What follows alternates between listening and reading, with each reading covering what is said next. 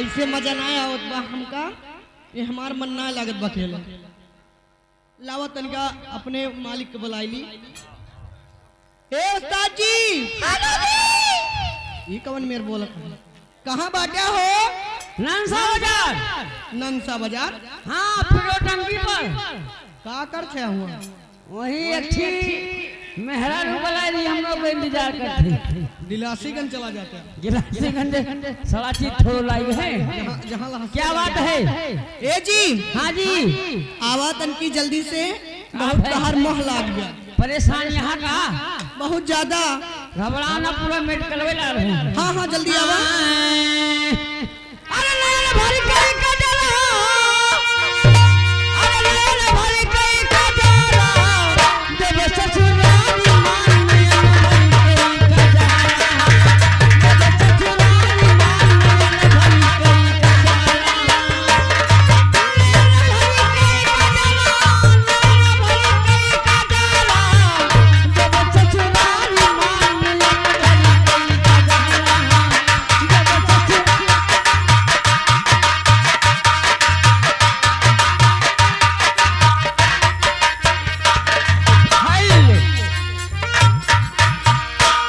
ए जी नमस्ते हो।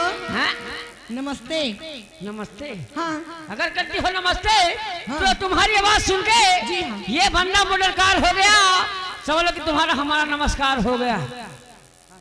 ये बतावा, हाँ, तू कहाँ से आवत है हो? आओ थी तोरे नैहरे से।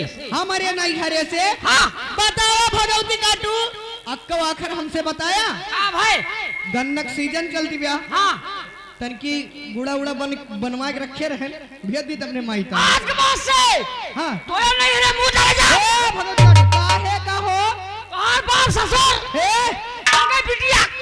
हे भगवती काटू, हमारे बाप के गाली देवत बहुत मारत तू। कहा बाप हमार के हुए? बुढ़ऊ तो उन्हें कहती ससुर, ओ काई नहीं आया गवैया खवही तुम्हें रेलगाड़ी दिया। अब भैया कटऊ, हाथ गोड़ देखा भैया, जैसे जरा बबुर रेलगाड़ी ले हे, जब तोहर बाप हमें देखया है, हाँ तो हतवा गोड़ो मुँह ना देखी से। का देखी से तब? पूछा काव देखी का से? देखी है? हमार ये धना देखी नहीं। आराम जा कहीं ना आया गवैया खवैन तुम्हें रेलगाड़ी दिए भैया, और मारे खुशी में खाना खाए लिहन, और दिन हम 6 महीने पड़िया वह पड़िया लेके चल पड़े। हम कहनी फरे बियाए के डारे दूध दही माठा खाइए। हाँ आवत है वही पहतीपुर के लगा बगीमा मटका भैंसवा पागुल करत रहे, तो हम घबराए गए। यस न वही परिवर छोकसा हमें चढ़ बैठे।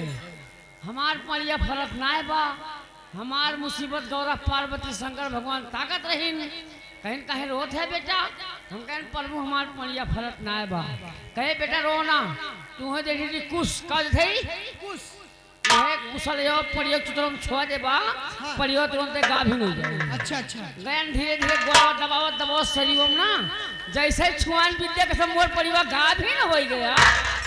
अब मारे खुद में कुछ लेकिन कहाँ कहाँ?